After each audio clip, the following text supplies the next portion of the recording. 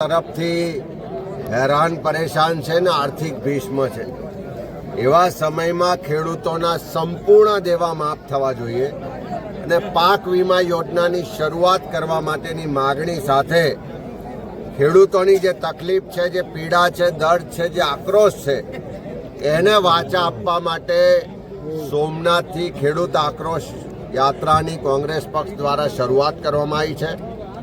સમગ્ર સૌરાષ્ટ્ર વિસ્તારમાં આ યાત્રા અલગ અલગ જિલ્લાઓમાં ભ્રમણ કરી 11 જિલ્લાઓમાંથી પસાર થઈને 13 તારીખે દ્વારકા ખાતે સમાપન થવા જઈ રહી છે।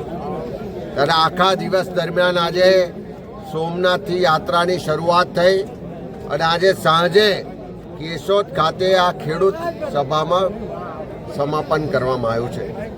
દિવસ દરમિયાન અનેક ખેડૂતોના ખેતરમાં જઈ અને એમની નુકસાની, એમની તકલીફ, એમના પ્રશ્નોને સાંભળ્યા છે, જોયા છે।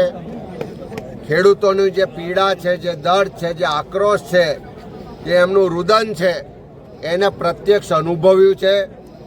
અને આજે આ યાત્રાના આખા દિવસ દરમિયાન જે લોકોનું સમર્થન મળ્યું છે, જે ખેડૂતો આ યાત્રામાં જોડાયા છે, જે લોકોનો અવાજ બુલંદ થતો જોયો છે, હું ચોક્કસ સરકારને કહેવા માંગુ છું કે આખા ગુજરાતના ખેડૂતોમાં ગુસ્સો છે।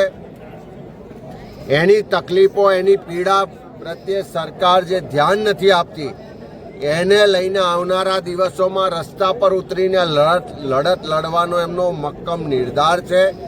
સરકાર તાત્કાલિક જો ખેડૂતોના સંપૂર્ણ દેવા માફ નહીં કરે તો આવનારા દિવસોમાં આક્રોશ રસ્તા પર આંદોલનમાં પરિવર્તિત થવાનો છે। અને સરકાર જો ખેડૂતોની વાત નહીં સાંભળે તો સરકારને પણ જવાનો વારો આવશે। ત્યારે ફરી અમે ખેડૂતો વતી ગુજરાત સરકારને, દેશની સરકારને કહેવા માગીએ છીએ કે આ તકલીફના સમયે ખેડૂતોની જે માંગ છે એ મુજબ ખેડૂતોના દેવા સંપૂર્ણ માફ કરે, નહીં તો આવનારા દિવસોમાં ખેડૂતોના આક્રોશનો ભોગ બનવાની તૈયારી રાખે। ઓકે।